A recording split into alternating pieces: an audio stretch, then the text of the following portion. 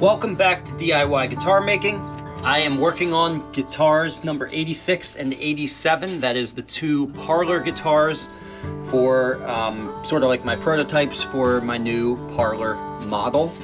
And what I'm doing right now specifically is adding a backstripe, just a decorative aesthetic element that is going to tie into the binding scheme and the end wedge later on. I've already got it here on the rosewood parlor guitar that I'm making. This is number 87. For the other guitar, number 86 will be out of beautiful Wedge, and I'm going to put a similar stripe right now. Here's the material actually, into this guitar. And so the way that this works is I just incorporate that binding purfling sandwich that I have right there. I incorporate that into the jointing and joining process of the two plates. Okay, so let's go ahead and just get started.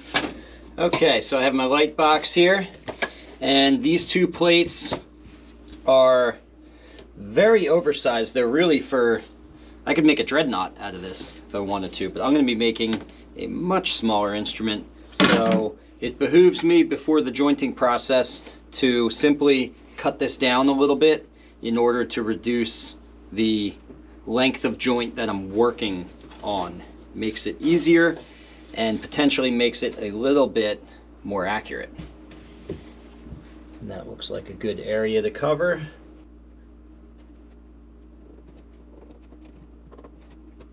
Trace that out.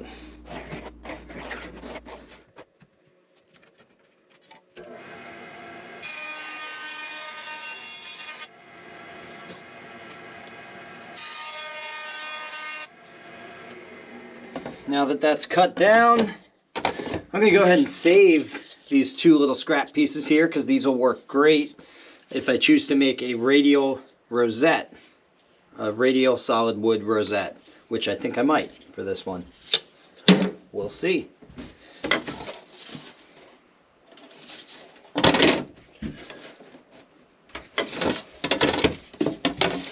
Okay, there's my book match. All right, so let's take this to the shooting board, which I have right here. Let me grab my number 5 jack plane. I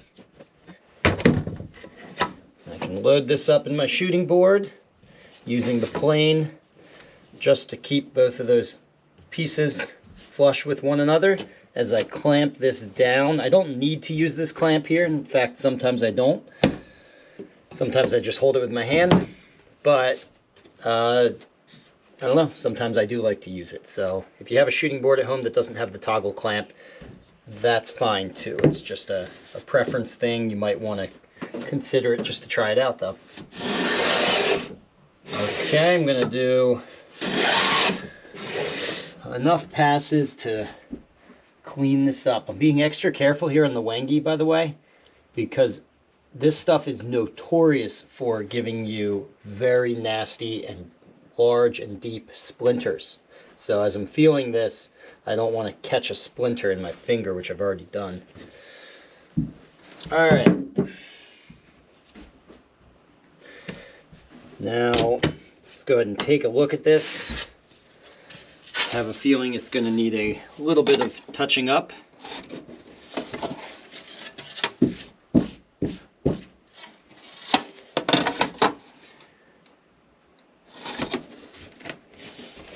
Okay, that's actually, it only needs a little bit of touching up, less than I thought. That's pretty good. All right, so by touching up, what I am referring to is just taking a flat beam with sandpaper. Sandpaper on a flat beam like this, just 220 grit, is a good way of truly fine-tuning this.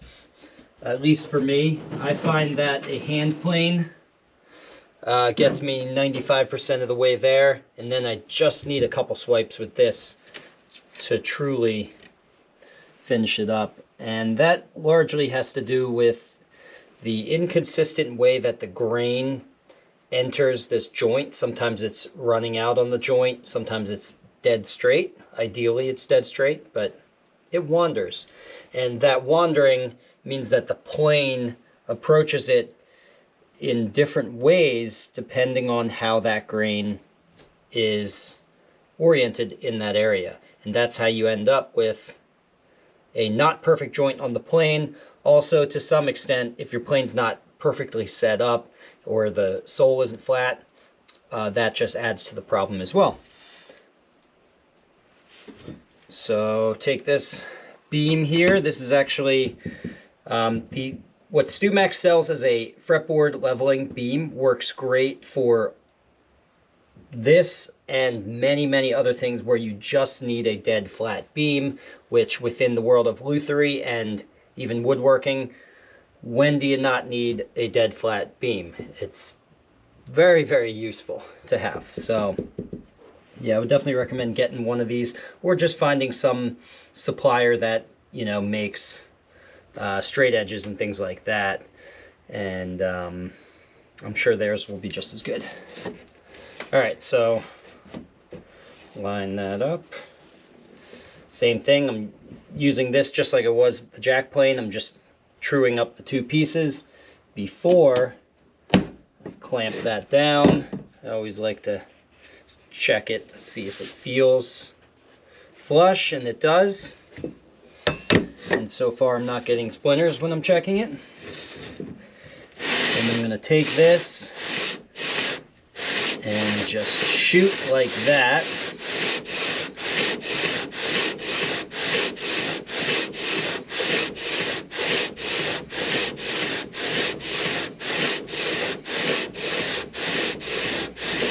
Now, because when I'm going back and forth like this, I'm actually technically sanding twice in the middle, and more in the middle and less on the two ends. So what you'll see me do is sand this till I think it's good, and then just come to one of the ends and just add a little bit more.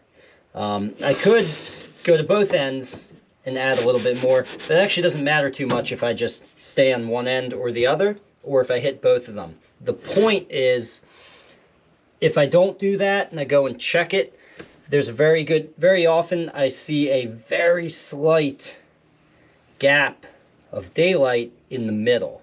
And so I just need to hit one of those ends to reduce that daylight.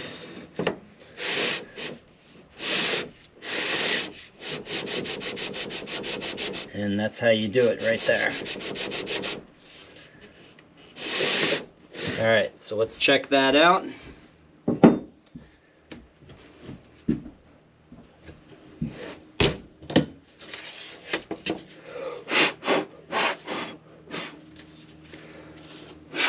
I swear I'm gonna get a splinter. I almost got one right there.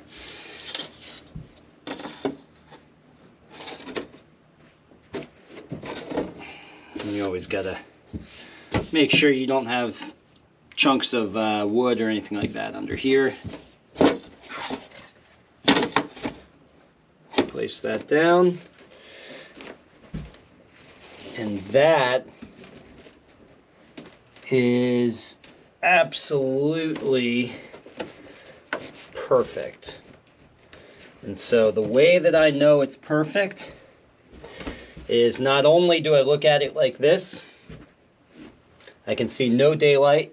Even if I pop my head from side to side like this, I still at no point see the daylight.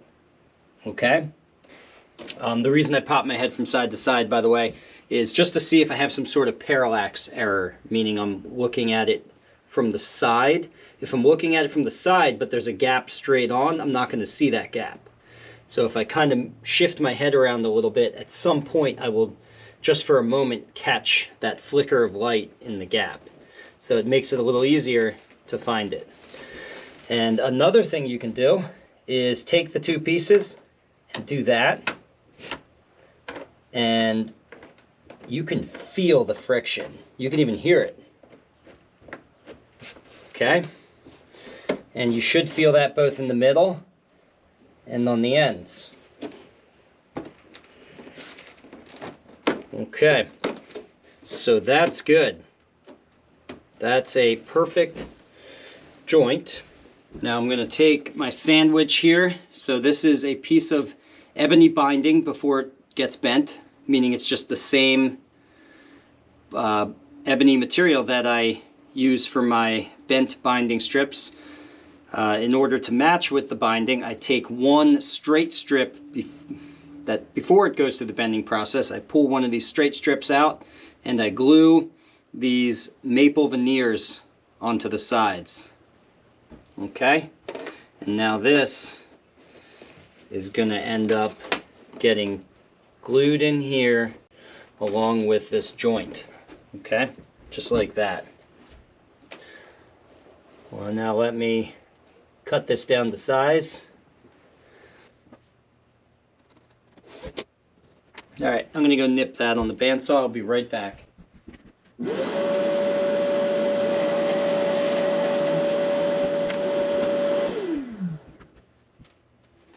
Alright, so that's the appropriate size there. Okay, so now this piece just needs to be cleaned up a little bit. It's got some dried glue on it. This is I haven't adjusted the height of this piece or cleaned up the dried glue, so this needs a little bit of work in order for it to be a good mating piece between my two halves. Because essentially what I'm doing now is I'm making this work just like it would for a 3-piece back. This strip right here is just like my middle piece for a 3-piece back. That's how I'm treating it, okay? So I have to make sure that these edges are smooth and flat. Okay, so first I just want to reduce the overall height of this a little bit to make it fit in the joint a little bit easier. Right, so this will, after it gets glued up, this is going to come down a lot just from planing and sanding and thicknessing the plate.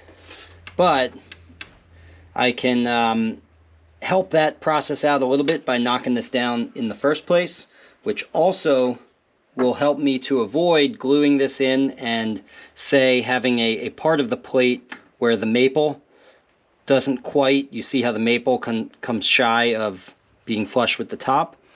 I don't like that.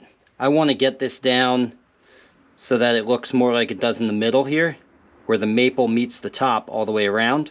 That way I can guarantee that when I thickness the plate, I'm not going to have any spot on here where the maple is still sitting below the surface like it is right there. Alright, so let's trim this down just with a nice little thumb plane here, and I can just hold it at the edge of the bench like that.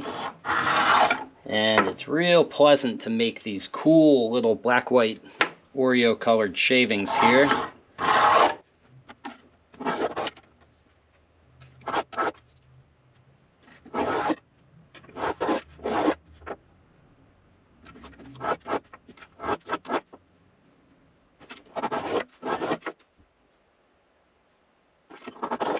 Okay.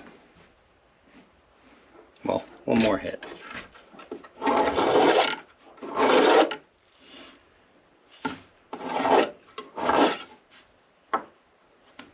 All right. Much better.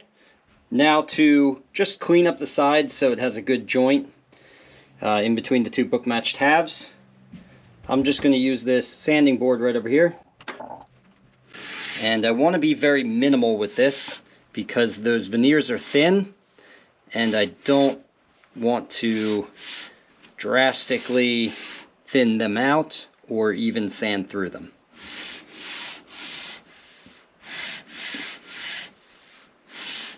Just trying to clean up the glue and make sure everything's flat. So let's take a look at this joint now with the strip in between. It should be good as long as everything is flat on those maple veneer pieces and there isn't any leftover glue. Now I'm struggling to hold this because this one piece of wengi is warping a little bit on me, which is okay.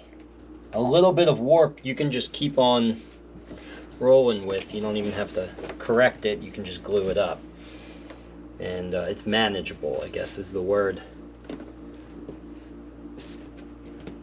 Yep, that is going to be a perfectly tight and beautiful joint. Alright, so let's put this little strip to the side. And now I have to align these plates together again. And I'm going to use my beam just to kind of flush them up like that. Then I'm going to take 2 pieces of tape.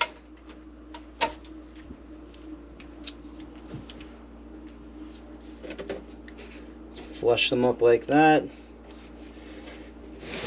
Tape up the joint.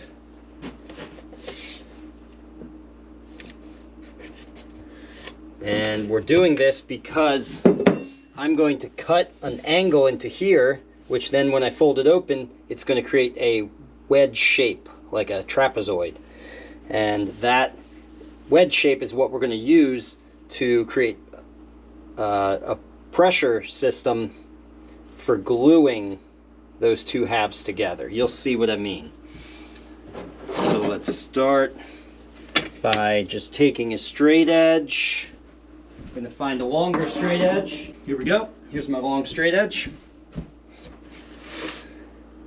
Take a straight edge or a ruler, and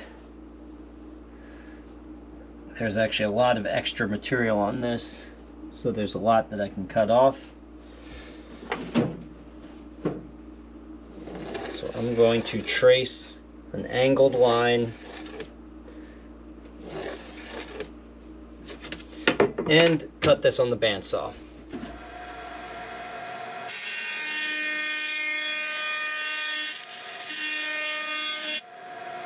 And then this rough cut that I made, I can just true that up on the jointer real quick.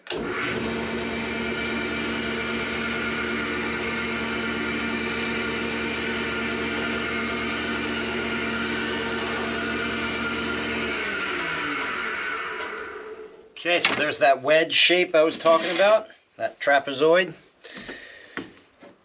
And I can take this tape off. That was really just to hold the 2 pieces together while I made that cut. So this is the joining board. You can't really see it, but there's packaging tape all over here. You can see this packaging tape because it's a darker color, but there's some clear tape over here as well, and that just keeps me from gluing this to this, which we do not want. Let's not forget our friend the backstripe here. So that just gets wedged in there like that. And then we have a fence, which will go right there. Pull this to the edge so that I can then clamp the fence in place.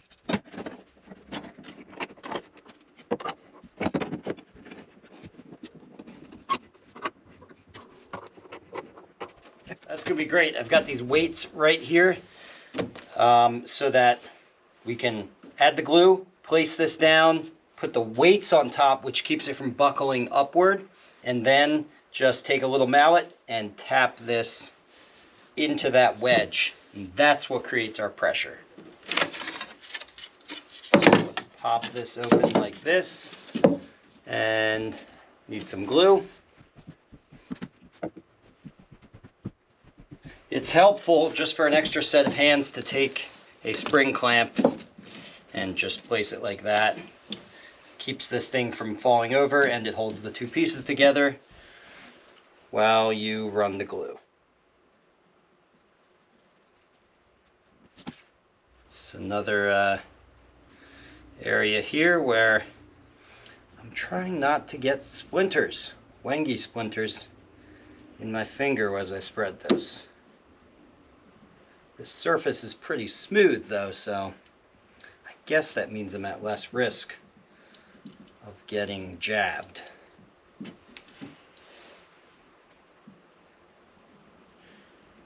Can never have too much glue in this joint. It's okay to make a mess of glue here. Especially since we have a third piece in this joint, which is our backstripe. So I do like to place that in there, and before I put the weight on and tap this in, I just kind of move it around like that, and that's just my way of spreading some of that glue onto the backstripe piece by just pressing it in there and moving it around a little bit. Okay, so first with just some finger pressure, I'll push that in. And then the weight.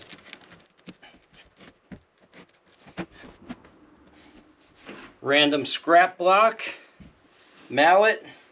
I'll just take the scrap block. Here, I'll adjust the camera because you can't see.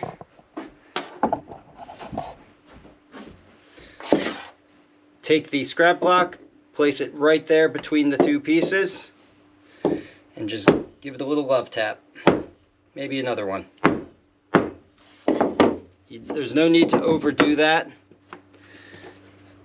Even a small amount of tapping puts a significant amount of pressure in there, which is good. That's what we want. Okay, so that's good to go. Once that comes out, I can cut it into this profile shape here and thickness it, and then I'm ready to start laying back braces on these and finish up the rim set and go on from there. Anyway, that's all I got for you guys today. I'll see you guys in the next one. Bye for now.